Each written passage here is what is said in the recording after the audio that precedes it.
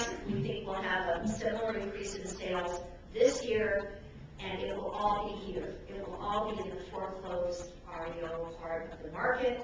We think we're going to get another significant hit in the median home price, and that's all going to come here. That's all going to come at the moderate high and high end of the market, which hasn't seen enough slippage yet to be the bargain that's perceived in order to get sales going in that area. And I'm pretty sure we're not going to see the kind of price declines that we saw down here, but we are going to see more softening in that market, and that should hopefully be consistent with the experience that you're seeing. I think the reason we haven't seen it yet is we just got a lot of sellers who are really holding on. The trump card here, or the wild card here, is how long and deep is the recession going to be? And I don't know. You know, how successful are the programs that have already been initiated by the Obama administration with the stimulus program, with the loan modifications, with foreclosure, the first-time buyer tax credit, infrastructure programs? I mean, it's soup to nuts, right? We've got it all there. How successful is it going to be? And I hope it's really, really successful. I really do, but I don't know. And I'm tending, as the older I get, the more spiritual I get, but the more realistic I get. I think this is going to be kind of a long haul. Very briefly, with respect to what was passed in the last 6 months or so, the stimulus bill raised the Fannie Freddie limits back up. It's a year-to-year deal. This expires at the end of 2009. We're already lobbying to get it increased. We actually want a permanent increase, not happening, but at least for this year, we got that back. The first-time home buyer tax credit, there are income limits. A first-time buyer is defined as anyone who hasn't owned in 3 years, and it expires at the end of November. The loan modification program is voluntary. It's voluntary, so that's one of the issues. The goal is to get debt-to-income ratios down to 31%, so people can stay in their houses.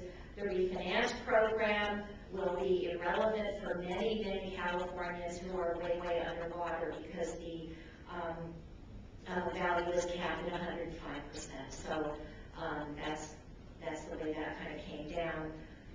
The state of California, we don't have a realtor position on any of the what do they call propositions that are going to be voted on, because they're not real estate related. And I think there's 2 ways to look at it. If you don't pass them, we're going to be back with major slashing.